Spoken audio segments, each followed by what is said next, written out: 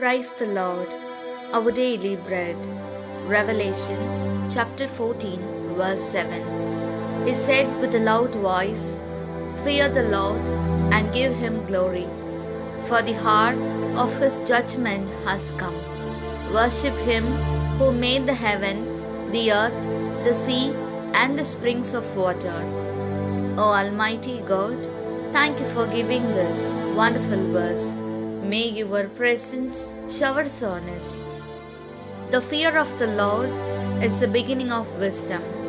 O Lord, today most of us do not fear God, do not obey our parents, do not respect society, and are living in the course of time.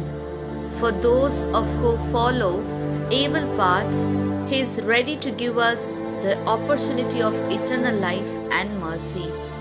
Therefore, do not harden our hearts, but fear you, worship you, praise you, and bless us to live as your children forever.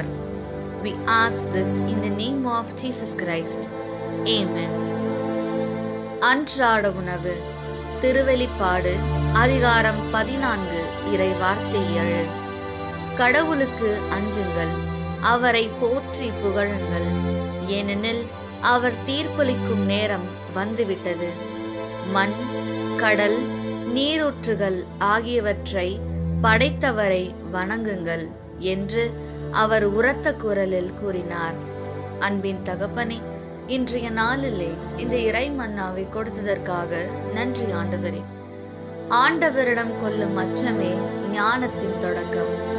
இறைவா, இன்று பெரும்பாலானோர் கடவுளுக்கு அஞ்சாமல், பெற்றோருக்கு கீழ்ப்படியாமல், சமுதாயத்தை மதிக்காமல், காலம் போகின்ற போக்கில் வாழ்ந்து கொண்டிருக்கின்றோம். தீமையான வழிகளில் செல்லும் நமக்கு நிலை வாழ்வு என்னும் வாய்ப்பையும் இரக்கத்தையும் நமக்கு அளிக்க தயாராக இருக்கிறார். எனவே நம் உள்ளத்தை கடினப்படுத்திக் கொள்ளாமல், உமக்கு அஞ்சி உம்மை வணங்கி போற்றி புகழ்ந்து என்னாலும் உமது பிள்ளைகளாக வாழ எங்களை ஆசீர்வதியும். ஆமென். அன்னன்னுள்ள போஜனம். வெளிப்பாடு 14 அத்தியாயம் 7 வாக்கியம். അവൻ ഉച്ച സ്വരത്തിൽ വിളിച്ചു പറഞ്ഞു, ദൈവത്തെ ഭയപ്പെടുകയും അവിടുത്തേക്ക് മഹത്വം നൽകുകയും ചെയ്യുവിൻ.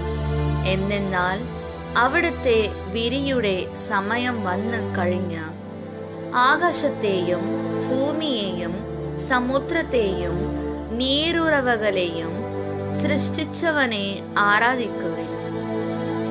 ദൈവഭയമാണ് ജ്ഞാനത്തിന്റെ തുടക്കം.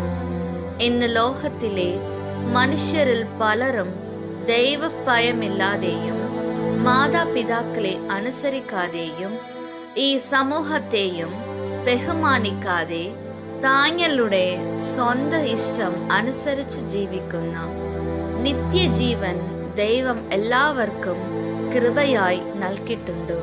ദൈവകരുണയിൽ നാം നലെ തന്നെ സമർപ്പിച്ചുകൊണ്ട് ഹൃദയം കഠിനമാക്കാതെ ദൈവമക്കളായി ജീവിക്കുവാൻ ഞങ്ങളെ അനുഗ്രഹിക്കണമേ. ആമേൻ.